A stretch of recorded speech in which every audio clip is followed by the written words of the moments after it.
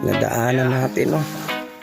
Sa mic, pakinggan ang kwento. Medyo mataas yung tubig. Kwento ng mutya, lihim ng mundo. Tingnan naman. Sa gubat, sa dagat, Daming mga sa shell, oh. bundok na tahimik, may kapangyarihan na hindi mo akalaing malapit. Ito yung sulit, no?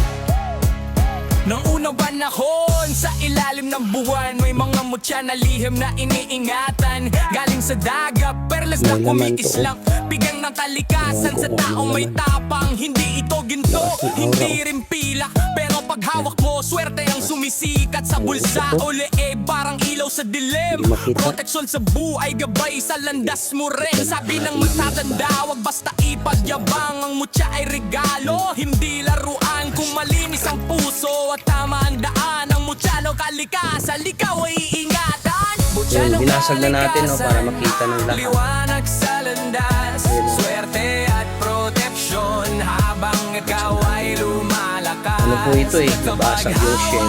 Moto, di ka nag-iisa. Ito yung shell. Leo talisman, dala ang Tapos may napuntong na konti mutya. dito. Sa bundok may bato Alimango na po yan. umikislap sa gabi. Sa ilog may agos na may lihim Ganito ng yung ibe. ano, May tsura niya. Pero iba anting-anting yung na binigay ng hangin iba kapag yung nasa klase iyo na na alimango. lakas ay darating. Hindi lang sa laban o sa takot sa Iba yung dilim, shape niya. pati sa buhay sa pangarap na lihim. Pag may mutya ka, parang may gabay, ngayon, parang alam niyo may na. anghel na bantay Hindi sa tayo tagumpay. nag-i-imagine, Pero Asher. tandaan mo, may batas sa Now you know. tapangyarihan. Bakit? Kapag ginamit mo sa maling dahilan, unti-unti itong mawawala sa kamay. Dahil ang Beautiful. mutya ay para sa kabutihan lang tunay. Mutya ng kalikasan, liwanag natanggalin sa to. landas, swerte at Ayan. proteksyon Ayan. habang ikaw